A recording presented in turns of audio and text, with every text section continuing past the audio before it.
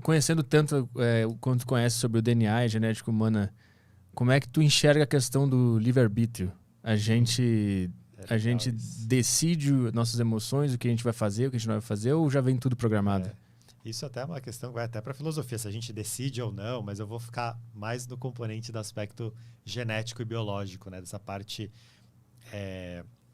do determinismo genético. Eu acho que o determinismo genético ele só existe de maneira excepcional. Em casos de doenças genéticas que a gente chama de alta penetrância, ou seja, se a pessoa tem a variante genética, ela vai obrigatoriamente desenvolver a doença.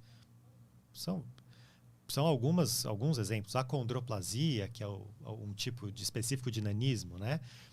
Se a pessoa tem a variante genética, ela vai ter aquele fenótipo, né? Aquela condição.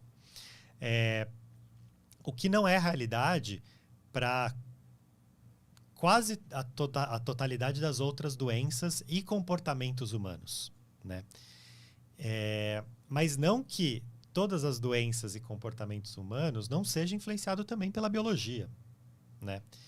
E isso é um ponto bem interessante. Como a gente pode definir se algo é ou não influenciado pela genética, ou se é mais ou menos influenciado pela genética do que pelo social? Uhum.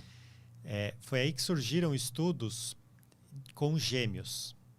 Como que você faz? Você compara gêmeos idênticos, que são aqueles gêmeos monozigóticos, né? Aqueles gêmeos que são iguaizinhos, né? E os gêmeos dizigóticos, que são os gêmeos não idênticos. Uhum. Né? Acho que todos nós já conhecemos tanto um caso quanto o outro. Né? Na escola sempre tem um ou outro desses casos. E você tenta medir, às vezes de maneira até quantitativa, por exemplo, a altura, o quanto que esses dois, que são os idênticos, são parecidos e o quanto que esses outros não são parecidos. Né? Por que isso? Porque os idênticos têm 100% do DNA igual. Os não idênticos têm, mais ou menos ali, 50% do DNA. Então você consegue calcular o quanto é genético e o quanto é por outras razões. Né? Do ambiente. Justamente pela diferença. Uhum. Se você quiser deixar até mais interessante, você compara com irmãos que não são gêmeos, óbvios, né? E que não compartilharam o útero naquele mesmo momento. Daí você consegue até estimar quanto que é genético, quanto que é do desenvolvimento do útero e o quanto é ambiental. Ou até comparar esses dois gêmeos com uma pessoa da mesma idade, da mesma classe social, etc., mas aleatória, de fora desse contexto, Uhum. para ver realmente quanto que fala. E, assim, existe um componente genético para quase tudo, né? Então, a felicidade tem um componente genético. O quanto as pessoas tendem a ser mais ou menos felizes é muito influenciado pelos genes, por exemplo.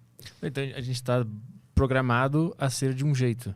Até certo ponto, né? Então, assim, a felicidade tem um componente ali, varia até em função do gênero, homem, mulher, né? Varia, mas pode variar de 20% a 40% componente genético. De 80% a 60% são condições ambientais, por exemplo. Né? Mas a gente percebe aspectos genéticos em muita coisa. Né? Então, até, por exemplo, em habilidades sociais, em habilidades acadêmicas, o quanto a pessoa vai estudar, quando que ela tende a perder a virgindade.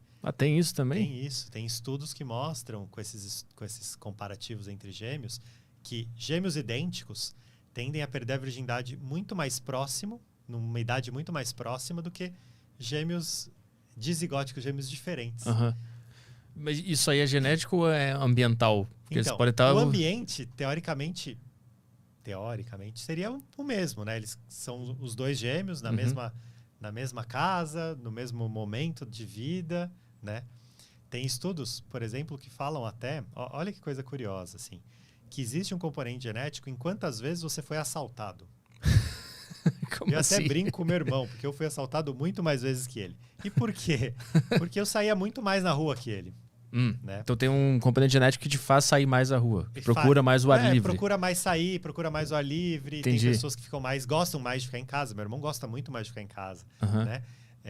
Claro que eu não estou falando que isso é determinista. O bairro que você mora vai influenciar muito mais a chance de você ser assaltado, por exemplo, do que a genética.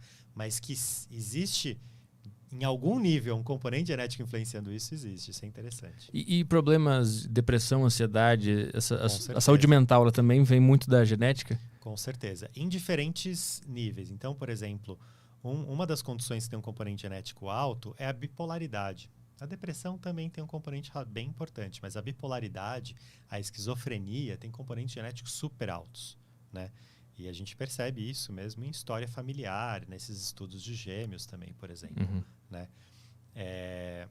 Agora, tem outras condições menos, né? Depende um pouco, né? Mas algumas condições de ansiedade, principalmente quando não é um transtorno ansioso mais forte e tal, às vezes pode ter mais relação com o hábito de vida da pessoa, né? Então, se a pessoa tem uma vida mais tranquila, uma vida mais estressada, né? Na praia, no interior ou na cidade, né?